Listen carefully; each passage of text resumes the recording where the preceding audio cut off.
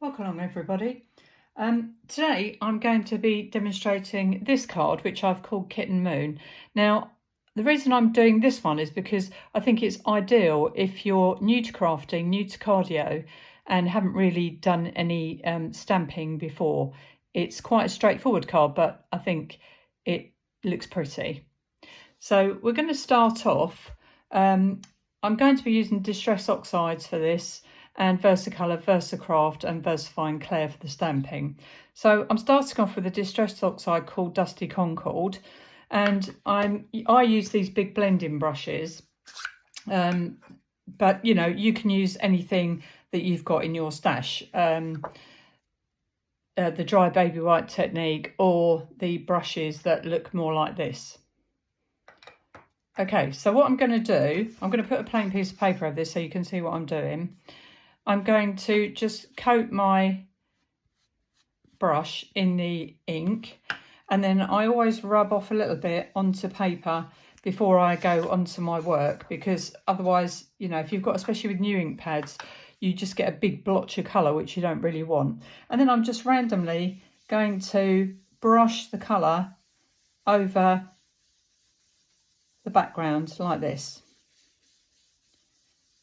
until I've got a fairly wide coverage. I'm not using any horizon line, I'm not using any cut paper. I'm just putting down some colour like this with the blending brush. And then I'm going to change brushes to a blue brush. I try and keep my colours separate, because otherwise if you mix them in, you know, you get traces of the colour on your work, which you don't really want to do. And I'm going to use a colour called Smoke Blue. I'm just going to rub a little bit of this onto my blending brush, as you can see. And again, I'm going to just rub a bit off onto there to get rid of those sort of darker lines, because we don't want those. I've got a little bit of dust on there, so I'll just wipe that off. And then I'm just going to go over the top of what I've already done with the blue, like that. So yeah, I say it doesn't matter, it's a sort of random shape, it doesn't really matter. I try and leave a little space at the top and a little space at the sides, because I think that white space frames it quite nicely. So that's the top of the card. I'm just going to put my brushes back in their holders. And then I'm going to use another Distress Oxide. This one's called Bundled Sage, sorry. And I'm going to take a green brush. Again, I'm going to do exactly the same thing. Brush the colour over the blending brush. Bring my scrap paper in, just blend it off like that. And then I'm going to go into the mauve and blue and then blend downwards to the bottom of the card like that. So the two colours are sort of blending together in the middle. And then I'm just going to take a little bit more and bring that down at the sides and in the middle. And then blend it into each other so you don't get any visible line between the two. Can you see what I mean? So they've blended into almost like an ombre sort of effect. Okay, so that's the base colours done. And now I'm going to put my moon in. And when I do the moon, I tend to use this sort of circular stencil. But if you haven't got one of these, just use any round stencil you've got. And if you haven't got a stencil, just cut a circle into a piece of copier paper. So I'm using Versacraft white for this. Just going to take a little bit onto a dry baby wipe. Place your stencil where you want the moon to be. And then just go in circular motions to the edge of the circle. Now we want this moon to be quite subtle. Because, you know, in some pictures you want it to be really white. In this one, I just want it to be quite subtle. So we're just going to go over the top of that now. And you can see that it's covering over the colour you've already put there. Now that's why Versacraft is good for this, because Versacraft will cover over the other inks like that. So if I remove that, you can see now it's quite distinctive, that shape. And then I'm just going to add a little halo around it, just by brushing the ink that's already there around it, like that. And then what I'm going to do, I'm going to take this piece of copier paper that I've been blending on, and I'm just going to cut very small shape into, can you see what I'm doing? Just like a very tiny sort of wave into the paper. And then I'm going to place that over that section of the moon. I'm going to go back to my smoke blue, Versacolor, put a little bit onto my baby wipe, rub it off. Always rub off first, because you don't want those harsh bits of colour that first come off. And then just run it along there. Not all the way across the moon, but to the side. And then you see, it's like, you know, as if the way the clouds would cover the moon. And then I'm just going to do one on the bottom. So again, I'm not going right to this side of the moon, just from sort of 3/4 over. If you need more colour, just pick up a bit more colour. And then just a tiny little one at the bottom, which I'm actually going to take further along my picture. Like that. When you've done that, just go back in with your baby wipe and just blend those out a little bit, so it's all quite subtle. And you can spend as much or as little time on that as like. If you want to use a darker blue, you can. You can see in the original picture, the inks are a little bit darker, because obviously I've worked over them a little bit. I wanted to save a little bit of time with this video. But you can, you know, make these as dark as or light as you want to. Okay. So I'm just going to put the caps back on my inks. And now we come to the stamping. So for this stamping, I'm going to use Versafine Clair because it's a permanent ink and it stamps well over other inks. If you've got any bits and pieces, just check your card. If you've got any bits and pieces like that, just wipe them off before you start stamping. Okay, so again, I'm going to show you what I'm going to do. I put this on a stamping block. If you're not confident about using a stamping block, you can get stamping platforms now. I do use a platform every now and again, and the instructions that you get with those are quite clear normally. So I've inked it all over in the Versafine Clair, which is Nocturne. I'll take my paper off, and then I'm going to position this where I want the log part of it to be flat, because the cat's going to sit on it. So I'm going to place that about there like that. And you need to press down and just press with your fingers all over, especially on a larger stamp. And then I always say to people, just let the ink sink into the paper a little bit, so you get a nice clear image. And if we lift it up, we should have that lovely image of the log. Then I'm going to take my little kitten. I'm going to move it up so it doesn't smudge the black ink. And I'm going to do exactly the same. I'm going to ink him all up in the Nocturne.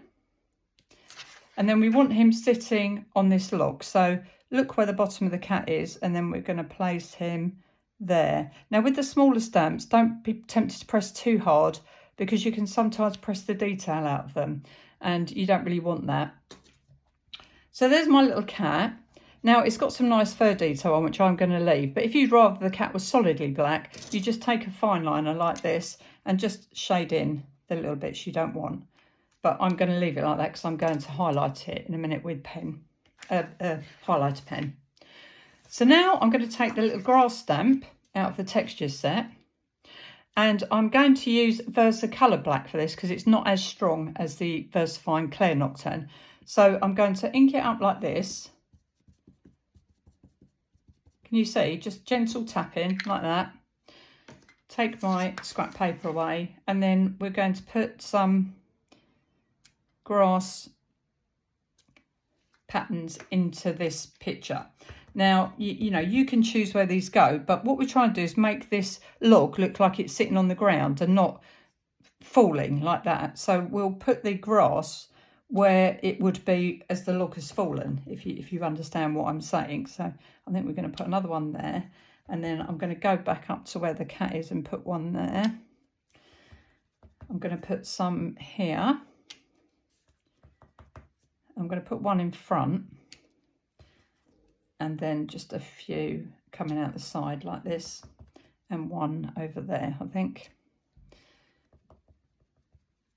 Just another one, extend that bit there a little bit, and then I'm going to just ink the side of the, just ink the side like that, put a piece of paper there so I can get right in to that bit there. And again, just like that. And then if you've got any ink left, just go over them and sort of secondary stamp them, because, you know, you can have more than one sort of tuft of grass. So that's basically our picture. Now what we're going to do is the ground, make the grass, just give it a little bit of grounding underneath. So with the same piece of paper you cut before to do the little trails across the moon, you take your Versafine black, put a tiny little bit onto a baby wipe, and then make sure you rub this off because we don't want big black lines.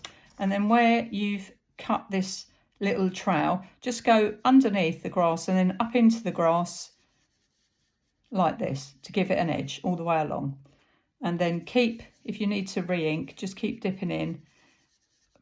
And then you see what I mean, you get that sort of line underneath that just sort of it's not dark, we don't want a really dark line, but we just want to show that it's flat on the ground. And then we carry on doing that. We'll go up to this one, and you can carry the line along over the line of the actual grass if you want to, but don't do it too much, because I say the whole idea of this picture is really just very, very subtle and sort of dreamy like. And you know, the kitten is very small in this kit. We want to make him the star, so we don't want to drown him out with too much going on around him. And then because we've got the wood there, we just need a tiny bit there and over here as well. So I'm just going to add that there like that. So I think that's fine. And now what we're going to do is we're going to take the black again, and where we've got the elbow of the branch there, we're just going to make a little dark patch underneath it like that, because we want it to look as if it's on the ground. Do you see what I mean? Rather than hanging in the air. And then I'm also going to just run a tiny little bit down this branch like that for the same reason, and up here where it's touching the ground, just rub it, put your paper on, you know, leaving a little gap, dip your cloth into the ink, and then just see what I mean, so you can see there where it's grounded. Now this needs to be sort of fairly dark so you can see it, so just keep building up the colour so you can control it, rather than just go straight in with a really black a black mark, because that will spoil the picture. And then have a look and see where else you'd like the little elbows to be marked, and I think one there would be on the ground probably, and probably up here, I think this one here. So just what I'm doing, I'm leaving a little gap just to create the shadows if it's fallen on the ground. And then I think, although this is in the grass, this one, I think we'll just imply that that's on the ground.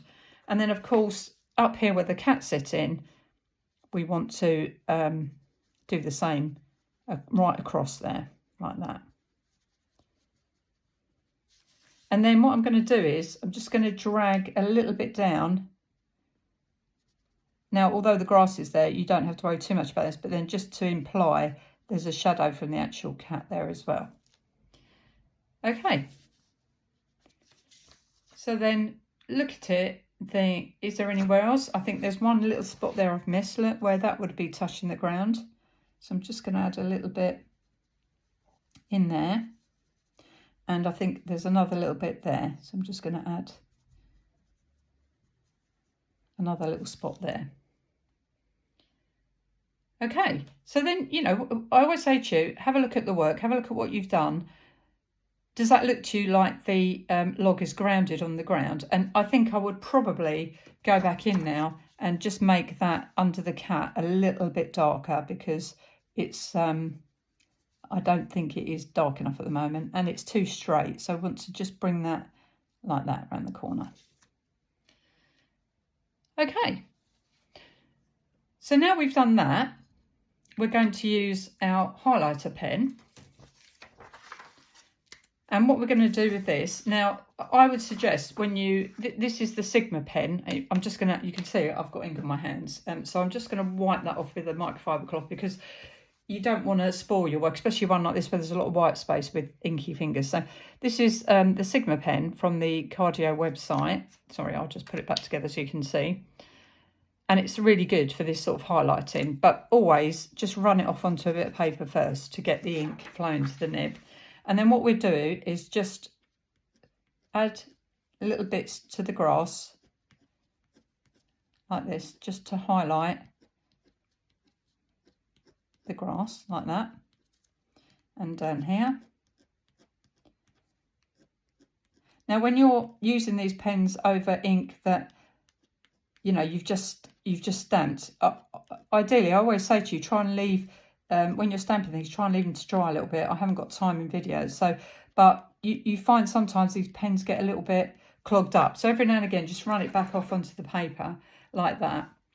And then also, we just, where you've got the actual lines in the log, just run a little bit of white, and just on the top, you know, where you think the moon is likely to be hitting, just run that along there. And then the other thing I like to do is just run a line around the cat very, very carefully, because I say he's very small. And then with your a dry piece of your baby wipe and a clean piece, not a dry piece, should be dry anyway, just smudge that out.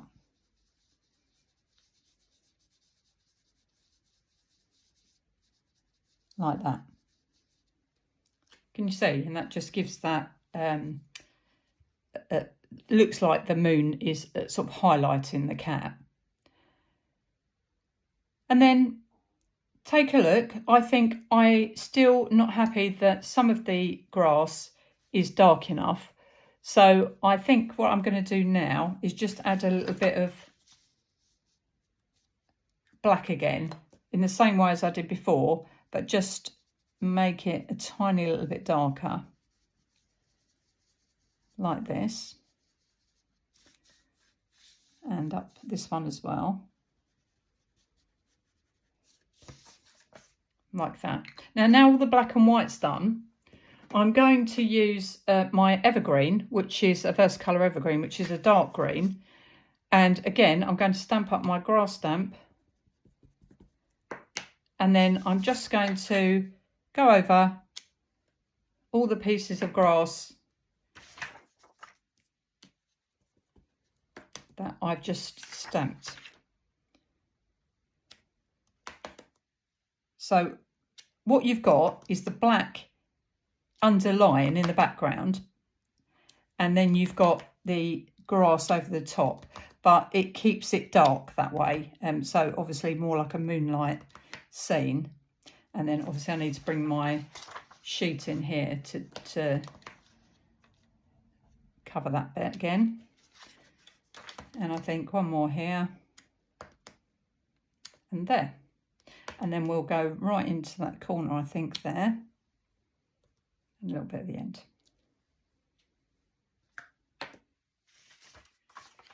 Now, if you feel you need to go back in with your Sigma pen once you've done the green, then obviously feel free, it's up to you. But you don't want to obscure. You really, I always like to use two different colours when I'm doing any texture, because you get that more 3D look. So don't obscure it completely with the white. And one more thing, I'm just going to add a little bit of shading under that branch at the top there, because I don't feel it's dark enough. So I'm just going to go back up into there. And the thing is, if you've got old ink pads and they're quite dry, then the you know, you might need to go in a couple of times. But if you've just opened a brand new ink pad, be very, very wary, won't you? Because, you know, you'll find that you'll dip your thing in. If you don't rub it off first, you'll get just a big pool of colour that you don't want. So I think I'm happy with the background now. And the only other thing I would do is, where I had some of the black left on the on my baby wipe, I'll just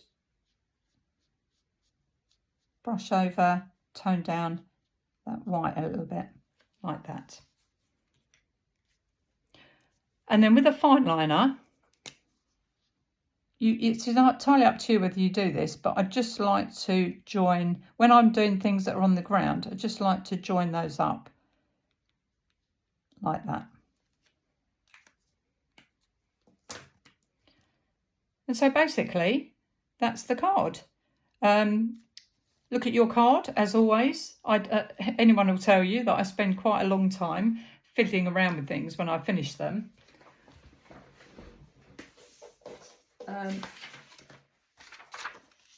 Like for here, for example, I'm probably going to add a little bit more colour there. And under there. But at the end of the day, it's your piece of work. Now, that's quite a straightforward, simple card. You can use these techniques, those sky and you know, landscape colours. You can vary whatever colour you want. You can stamp in the image whatever image you want. It's entirely up to you. I think, you know, as crafters, you maybe look at other people's work sometimes. I think, oh, I can never do that. But you'd be surprised. Don't ever tell yourself you can't do something, because when you're just practicing, you find out things by accident. You find out things that you prefer, styles that you prefer, you know, and of course, cardio stamps really make artists of us all. You know, you can do a simple background like this. You can use any of the cardio stamps in the middle of this. So don't think that you can't create beautiful cards, because you can. And I hope you enjoy your crafting journey and that you've enjoyed this video. Thank you for watching.